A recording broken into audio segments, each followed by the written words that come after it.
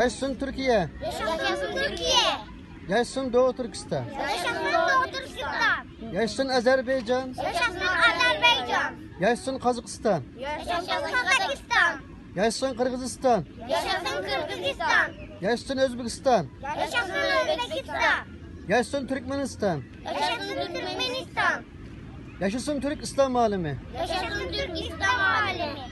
Biz Biz tüm Türk İslam alemi Türk İslam alemi bir olup bir olup Azerbaycan'a Azerbaycan'a destek verip destek verip Ermenilerle Ermenilerle savaşmak için savaşmak hazır olmamız lazım. hazır olmamız lazım. Azerbaycan için, Azerbaycan için, Doğu Türkistan için, Doğu Türkistan için, Kerkük için, Ertürk için, tüm Mazlum Türk coğrafyası için tüm mazlum Türk coğrafyası için.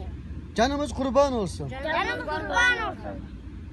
Allahu Ekber. Allahu Ekber. Allahu Ekber. Allahu Ekber. Allahu Ekber. Allahu Ekber. Azerbaycan'ın yanındayız. Azerbaycan'ın yanındayız. Askerlik için hazırız. Askerlik için hazırız. Ya şehit ya gazi. Ya şehit ya gazi.